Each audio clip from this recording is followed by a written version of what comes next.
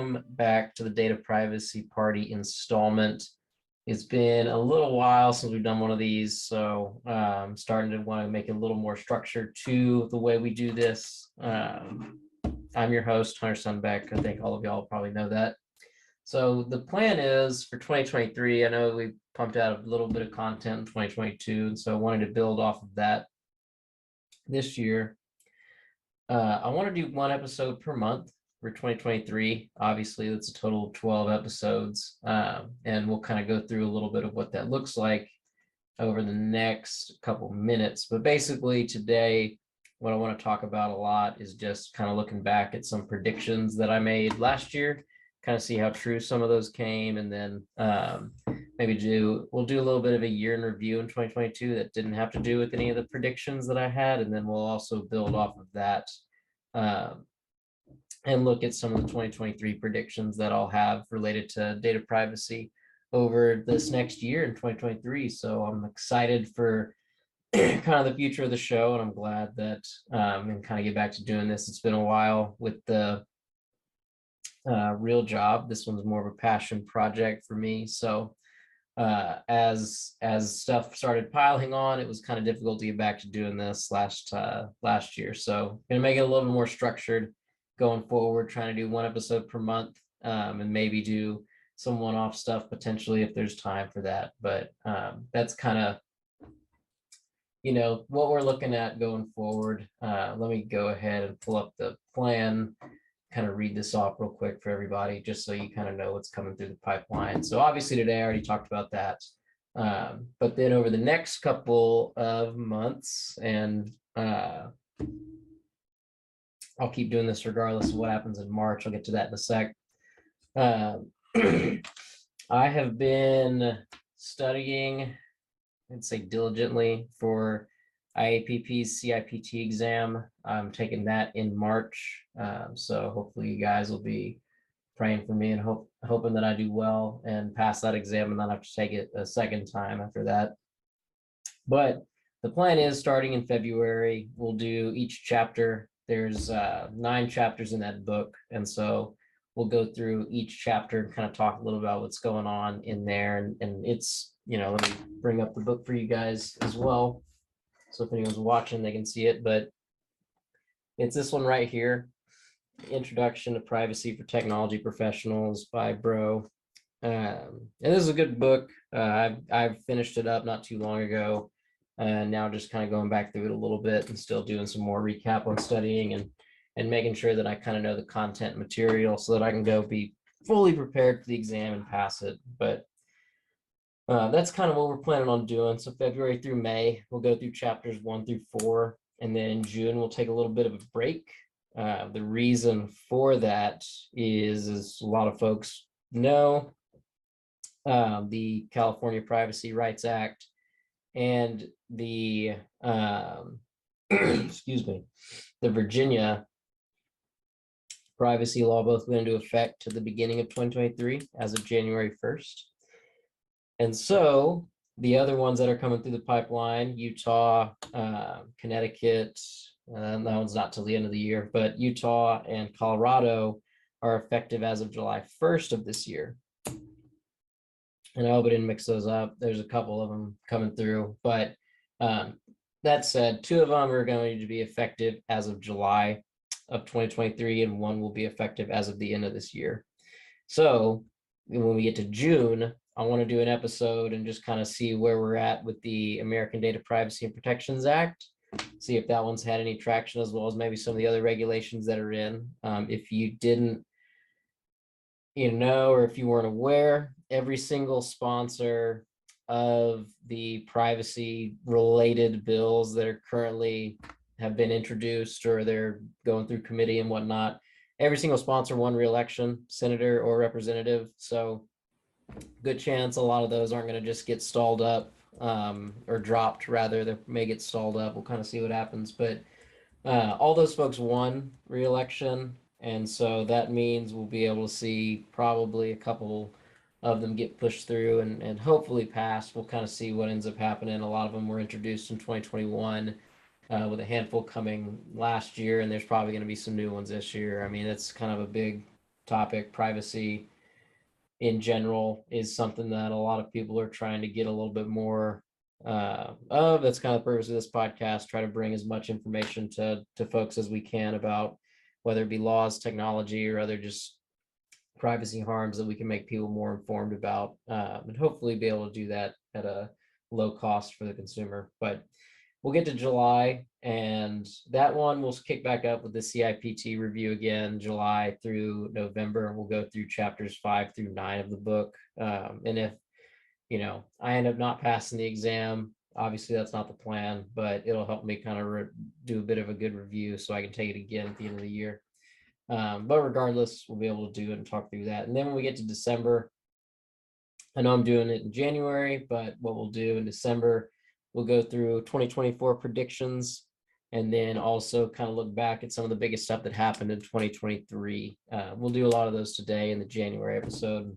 Obviously, we'll have a different structure going into 2024, but we're here, 2023. Congrats everybody for making it through, and it's time to get started. All right, so like I said, the goal of the show, we want to make privacy education as available as possible so people can make informed decisions regarding their own data. There's quite a bit of information out there related to privacy, but we just want to bring as much information about privacy and tools so you can make the most informed decision about your information. So let's get into it. What we'll do first, we'll look back at my bold predictions of 2022. There will be a link in the description to where that article is posted, as well as the other two that I'll be looking at that are all on dataprivacyparty.com. If you want to go read through those, there will be a little bit more detail there. I'm not going to cover everything in a large amount of detail just because there's a lot of text. I want to keep this short and sweet for folks that get bored, like myself, of just long-winded content. So first one to talk about, what I predicted was that data privacy, just that term in general, would become a much more talked about item going into kind of the same phase as cybersecurity did about 10 to 15 years ago. It just became a real hot item. Boards started talking a little bit more about it, and they tried to start getting folks onto the boards that had a background in that sort of field so they can make the best decision for the company. Data privacy's the thing that I thought would be the trendy, quote unquote, topic for the discussion in board meetings. Because a lot of the folks that make up the board, folks that don't know, they don't try to get the same type of people on there. In some cases, there's probably cases where if there's one individual that holds 3 seats due to whatever shares they own of the company, they'll just stack it with their, supporters. But for the most part, try to get as diverse as possible with different industry backgrounds and people that can really add value to the decision making of the company so they can drive it in the right directions, obviously make the most money for each of them, and just so the company's positioned well going forward. So that was one of the predictions I had. And if we take a look and just kind of quickly recap what ended up happening, in my opinion, and just kind of what I've seen, I might have been slightly early in making this prediction. This may be the case going forward a little bit more. We saw quite a few states pass privacy law last year, and I talked about them earlier for which ones are going to be going into effect this year. But what we don't see right now is a lot of backing around a consumer data privacy law. I know that Gramm-Leach-Bliley, FERPA, HIPAA, a few others exist out there to protect the personal information of a lot of consumers, but that's very specific to the industry, banking, education, healthcare. The American Data Privacy and Protection Act would be just all encompassing and industry agnostic. So it's not going to be something that would be specific to the construction industry or something like that. It would apply just across the board to all companies. And so once that kind of gets a little more traction, it was introduced last year, so it still has to go through quite a bit of work in order to be pushed out. But that's kind of where I'm at.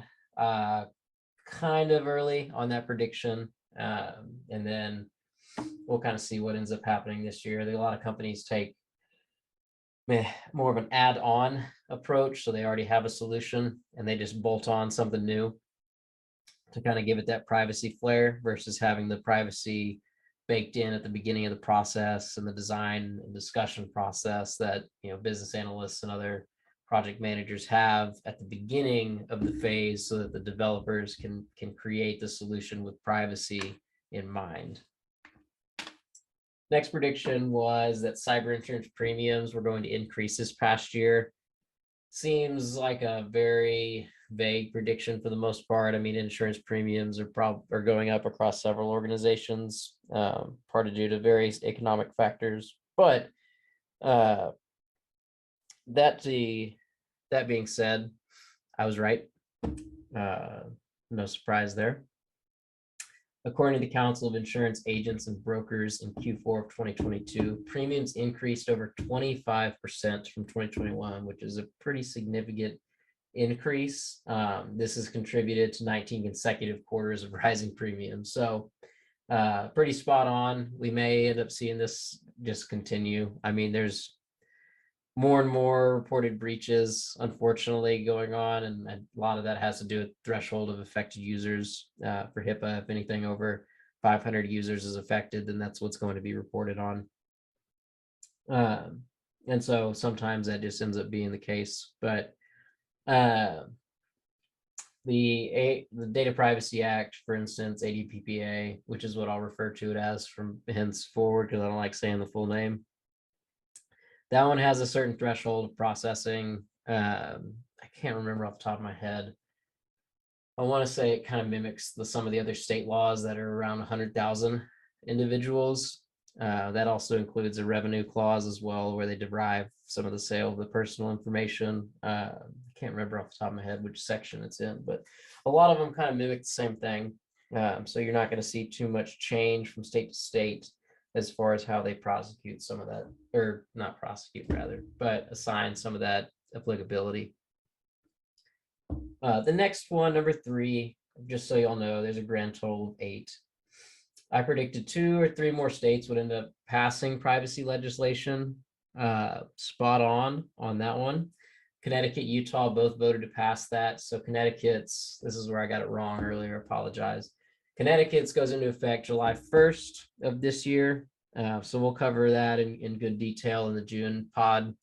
And then Utah's will go into effect at the end of the year, December 31st, 2023. I don't have enough knowledge to why they didn't just decide January 1st, 2024, like California and Virginia. But I'm sure there's a rhyme or reason for it that kind of makes a lot of sense. And a lot of these we say go into effect on XYZ date.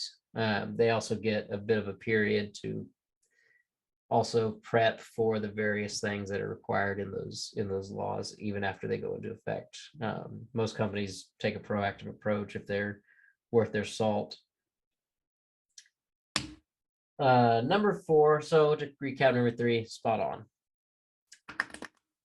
Number 4, I was wrong about this one. What I had predicted was, so if you guys remember the JBS supply chain cyber attack that kind of made a massive impact on the supply of, I think, meat. I don't remember what exactly they did.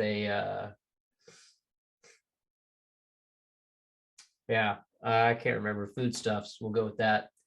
But anyway, that was largely impacted, kind of cut off and shut down a lot of systems. That was sometime back in 2021. We also saw Colonial Pipeline get hit too. That kind of had a good effect on the East Coast of America with oil supply to a lot of people and gasoline. So what I predicted, there'd be another large one. And unless my research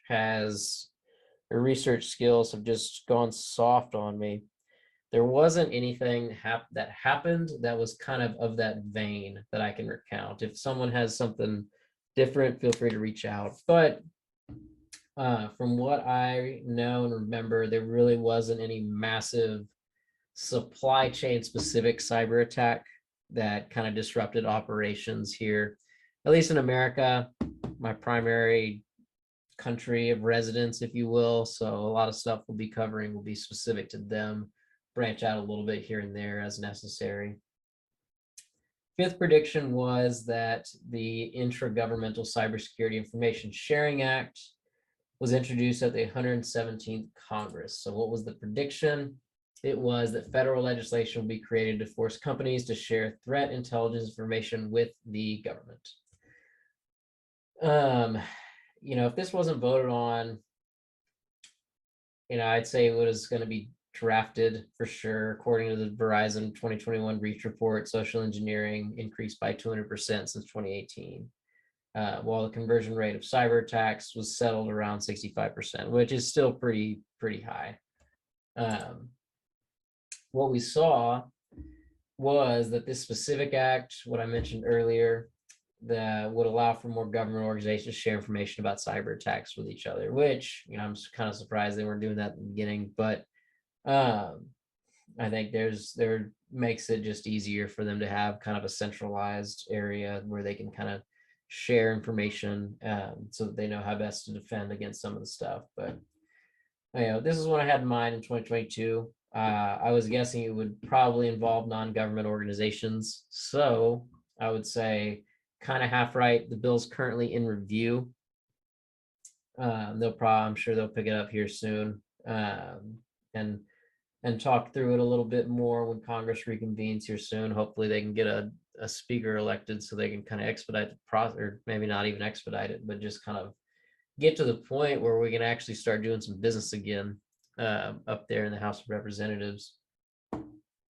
But anyway, that one somewhat right. I was thinking it would be more of a non-government, just kind of like all companies type of thing, but it seems like that's still not going to be the case anytime soon. Sixth prediction was the demand for data privacy skills was going to increase. Let's see what exactly it was. So there's a new role begin appearing across organizations that deal specifically with data privacy initiatives. We are starting to see this a little bit. Handling data subject requests, enforcing privacy controls, reporting data privacy statistics to the board. A lot of stuff that would be just prime responsibility of those individuals. Most organizations do have one or a handful of individuals that fill the role, but they're not really a dedicated chief privacy officer per se, like where their responsibilities are primarily to that vein. They have kind of, I know that, data architects or chief information security officers, some folks in the legal department. That's kind of been a lot of their role. Your larger companies have the flexibility and the capital to be able to bring someone on that can do those things, but some of your smaller organizations, the medium-sized companies of the world, we're just going to have to load up more responsibilities to people rather than bring in a whole nother person to be able to do that work. There is a cost to it. Just because they can come in and do it doesn't mean that it's going to be free. So something that makes a lot more sense to add to someone else's responsibilities until they have the ability to free that person up and add a new person in there. But the data privacy jobs report from TRU staffing partners did end up seeing a 30% increase in the data privacy jobs since this same period in 2021, which is great to see. More people getting into the privacy profession as more privacy legislation and community awareness of privacy rights become more prevalent. One thing this podcast seeks to do. More privacy related skills will be needed. So for this one, I would say pretty spot on. I was correct on that. Number 7, so privacy technology as well as employee activity tracking software was going to become a booming business in this next year. If effective software can be brought into an organization that patches a hole in their privacy posture, they're pretty much going to bring it in. What we see whenever the pandemic happened, a lot of employee tracking software to try to monitor folks that are working remotely so that they know they're doing their jobs was kind of a discussion point for a hot minute, and then it kind of faded away as companies realize people are still productive when working from home. It doesn't just have to be in the office. our firm being one of those. Very thankful for the flexible schedules they provide now to be able to do stuff like this. So according to Fortune Business Insight, the global privacy market actually ended up growing pretty significantly, almost, more than just about doubling, not quite, close. 1.68 billion in 2021 to 2.36 billion in 2022. They actually predict it to reach 25 billion by 2029, which is an insane expedited increase, 10 times in only 7 years. Makes for a really booming business for many PET companies, privacy enhancing technologies. So this area not only continued to increase as more legislation, more community involvement and awareness of privacy, people are starting to expect more from companies on that route. Just with legislation too, we can look at GDPR. A lot of people were wanting to make sure their privacy notices, the external ones that you and I get to see on their websites, were GDPR compliant, which they don't really specify what needs to be included in that, but it does need to include various things like transparency, customer requests, to controller contact information, a lot of stuff in the earlier articles of GDPR.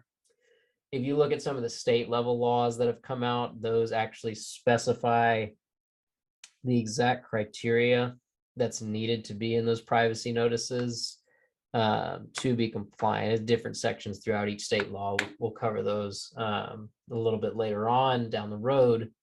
But you'll start seeing a lot of transparency, consumer access rights, how they can exercise those rights, deletion opportunities, how long the company retains data, who do they share the data with, third parties, what categories of data get collected, a handful of things. A lot of them are 6 or 7 areas where they need. I know Colorado is providing a little clarity for theirs around like the types of third parties and other things that they need to share on. But for the most part, that one I was pretty right on this. I'm not going to pat myself on the back too much necessarily, because it's kind of like saying something that is a brand new technology that's going to boom just because of the positive impact that it not only provides the company, but just to society as a whole is going to be ever so growing.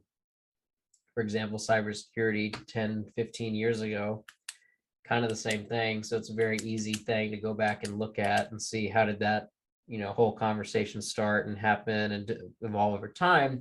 We'll see the same thing going on with data privacy as we continue. It was kind of one of the earlier predictions that we talked about.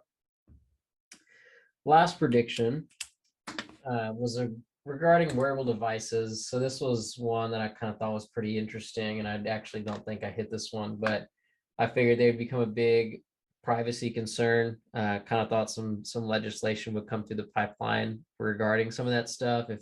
If folks remember a couple years ago, the popular running, cycling, swimming activity is that's not really social media, kind of is, I guess, to an extent, but Strava, they whenever U.S. soldiers stationed in Middle East and any other other country, whenever they would do their runs around the perimeter of whatever base that they were stationed at, Strava displays that information on the map. And so and there wasn't I can't say there was or not off the top of my head, but I know that it wasn't a default setting. The default setting was to display all, basically. And so what was happening was soldiers would run the perimeter of their base, and then John Doe could pick up Strava, go follow that veteran or follow the soldier, see what he's been running, and he can start to piece together what the base looks like and where it's located because of the location information that Strava pumped out as well. So obviously a privacy by design harm basically that happened with that application. They've since corrected it, and you can kind of hide your start and end points to some mileage as well. I personally use Strava and love it, so I'm not necessarily trying to knock it or anything like that.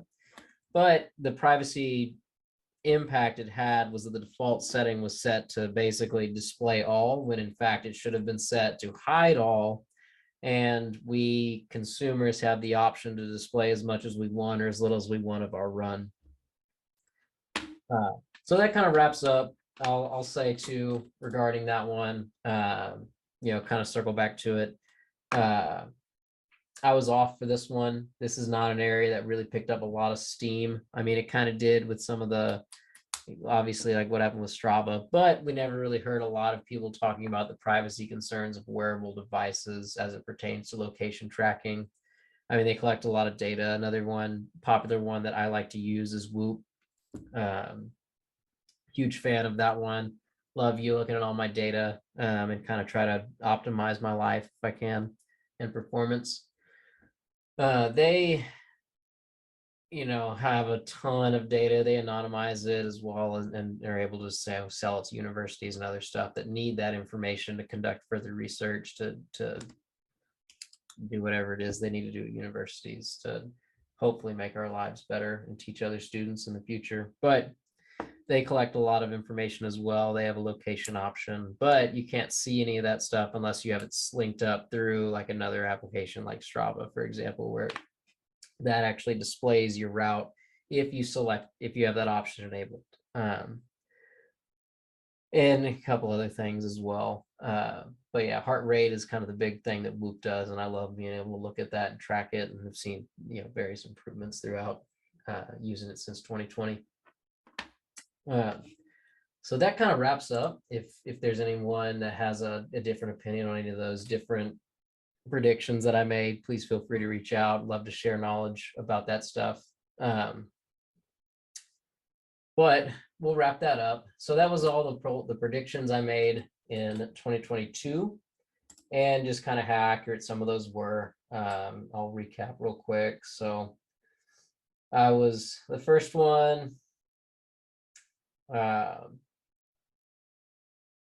topic of data privacy being a big thing. It was a little bit off, not as much as I thought. Cyber insurance going up, spot on. 2 or 3 more states passing privacy law, spot on. A supply chain major cyber attack, that didn't happen. So off on that. The sharing of information amongst companies and organizations, off on that one, just half. Government agencies are doing it, or going to once it's passed, but private companies are still doing their own thing. The demand for privacy skills has increased. That one was also spot on. Another one, the global, that coincides with the global privacy market also increasing in its valuation. So spot on that one again, and then off on the wearable devices.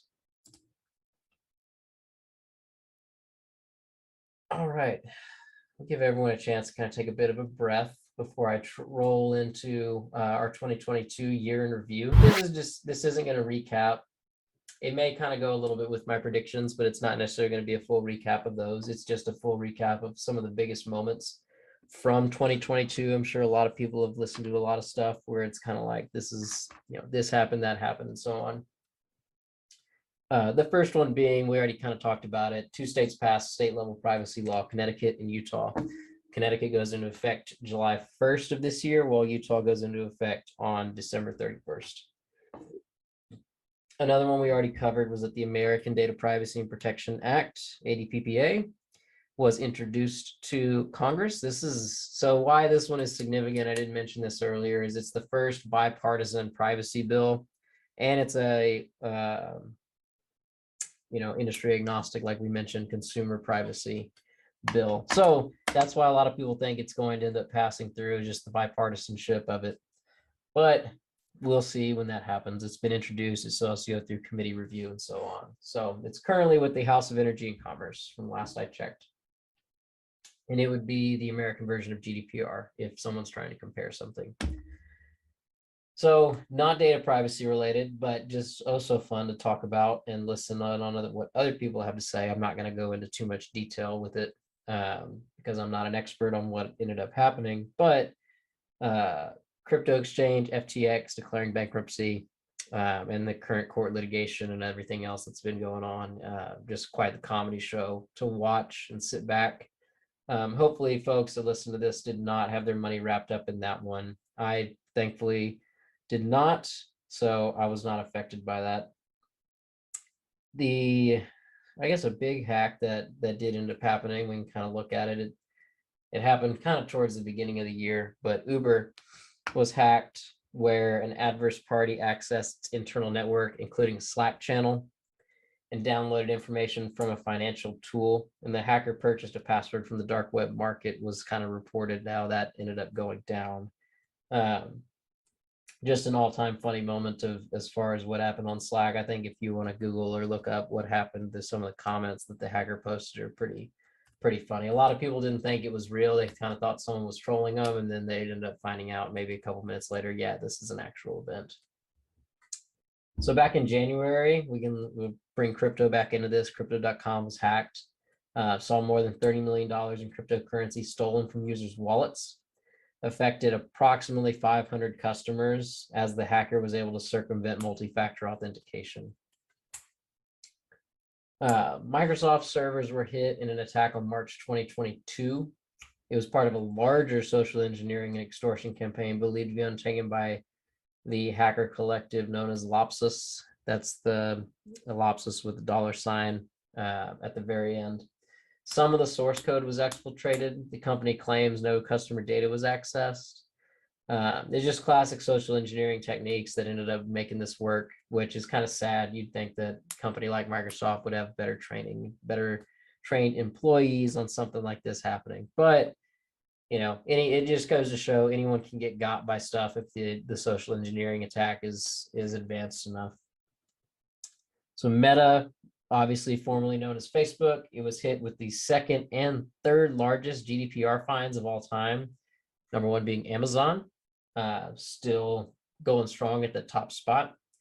So September 5th of last year, 405 million euros. It allowed business accounts of minors, cell phone numbers, email addresses, publicly displayed with a view of public set as default, like we talked about in Strava earlier.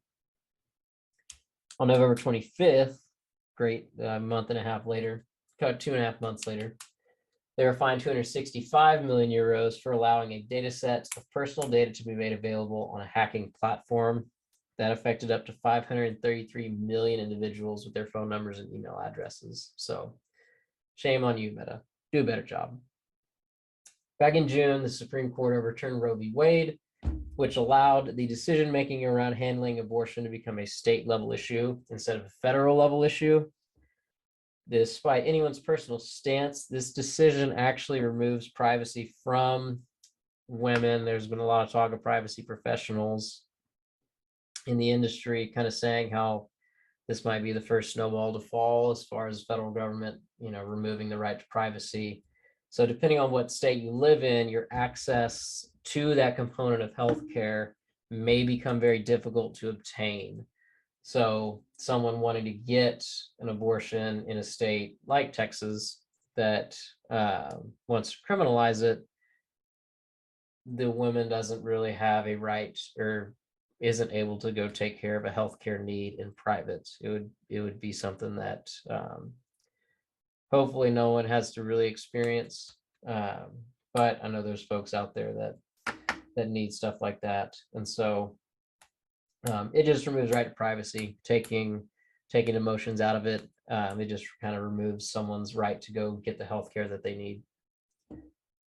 The last major one, the EU and US agreed to develop a fresh data transfer framework. And I think that actually was introduced not too long ago. And I say not too long ago, December. And it was supposed to just allow for sharing of data between regions. I know that the one that they've been using is kind of outdated a little bit and kind of needs a little bit of rework. But the Court of Justice of the EU will decide if the proposed protections fill the gaps left by their predecessor framework. So basically, we're still waiting to see what ends up happening with that one. Hoping that it goes through and is fine. It's we'll just have to wait and see. So it'll be fun. A lot of fun things coming through the pipeline. So with that, I'll transition. Let everyone take a quick breath as we go into the final leg of today's episode. We'll look at 2023 predictions that I made. Some of these shouldn't sound as familiar. There's only 6, so we won't have to go through quite as many, thankfully, for the sake of time. But here we go. So first 2023 prediction that I make is that state level privacy laws will begin to slow down. The reason that I am thinking this, I know there's several that were introduced very recently, it might be recently, like this month of January.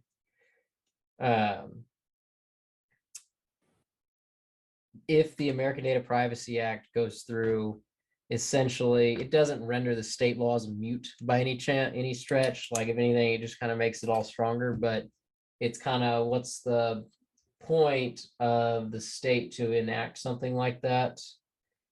And I'm not really going to share too many political stances on this, but it would be kind of, what's the point in the state enacting something that the federal government's going to be enforcing?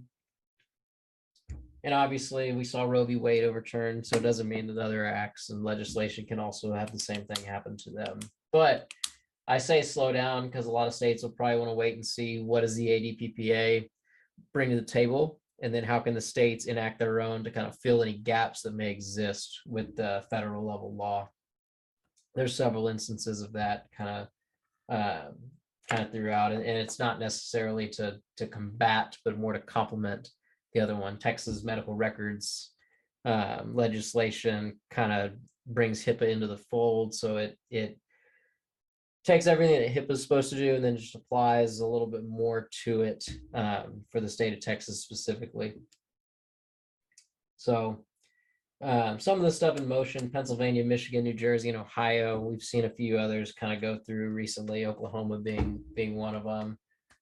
So we'll just have to wait and see what ends up happening, track those. I know that the ones I just named off have all been introduced in 2022. So we'll see if that ends up kind of going past and through committee and so on. Second prediction: anyone who's in the know, as I would like to say, reading the prediction may think, of course, this has been happening for years. However, I will say several smaller clients that I serve are beginning to implement data governance programs and appoint some DG officers. These types of roles, in my opinion, will become more prevalent throughout the marketplace. A lot of companies are starting to see, if they haven't already, take hold of their data, put in some governance plans that kind of apply some IT general controls to that data, whether it's access, change management, backups, data restores, and stuff like that.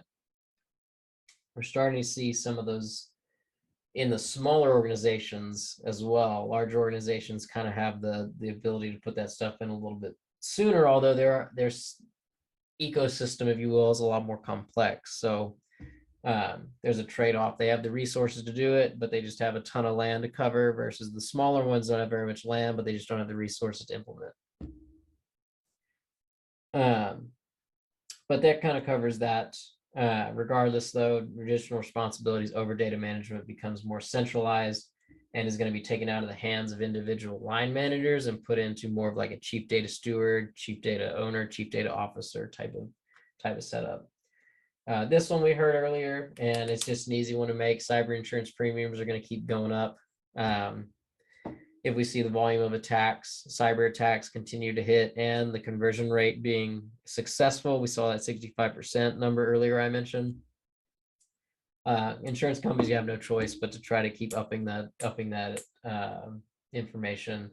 In average premiums being up 25%.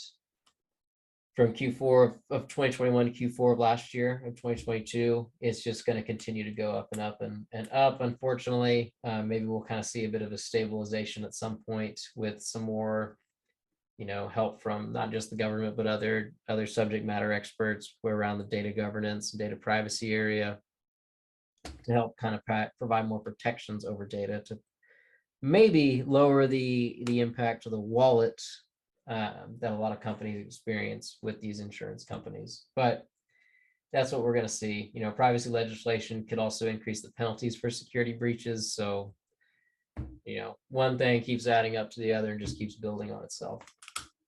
Fourth one is that data transfers between the EU and the United States are going to get better. We talked earlier, there's the new framework that's in development. An executive order actually was signed back in October of last year to accomplish some of those objectives. Then that kind of remains to be determined, though, as far as how much better it's going to be than some other past frameworks have been trying to do. I mean, we'll kind of wait and see on that, but we don't really have an easily accessible data that we can manipulate to predict with reasonable degree of error how secure data transfers between the US and EU have been in the past. If someone happens to know something, please reach out. But I, off the top of my head, can't data mine something like that, especially in kind of a shorter amount of time. I have other stuff going on in this pod, believe it or not. So I don't have the time to research that all at will. Fifth one, privacy as a service, or PR as, if you will, is going to become more popular. I mean, there's already plenty of privacy services out there that companies offer. I think the as a service acronym is not the popular thing that a lot of people like to call it, just because it's I don't know, that's more synonymous with SaaS and PaaS and IaaS and other stuff like that. But that's just going to encompass anything privacy audits to augmented data privacy staff capabilities. My firm has done both of those things, and we offer both of those things for anybody looking for that kind of work. And companies are going to need them, especially as privacy becomes a more important topic for organizations.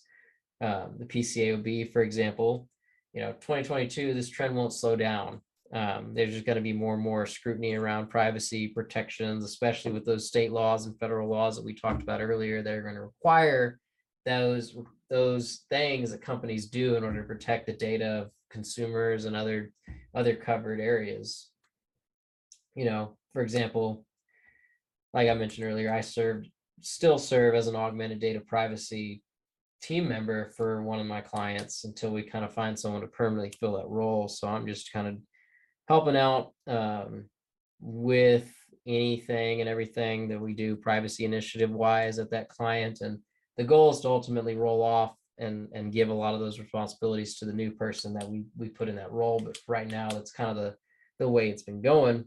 This specific role too didn't exist in 2021.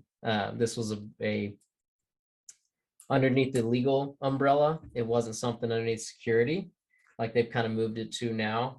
It's still kind of shared in a way because you do need both. You can't just have one without the other. But this privacy service area won't be as cut and dry as SaaS products. Become more mainstream for organizations looking to button up privacy posture. The last prediction that I have for this year is that we just are going to see more websites making customers aware of privacy notices.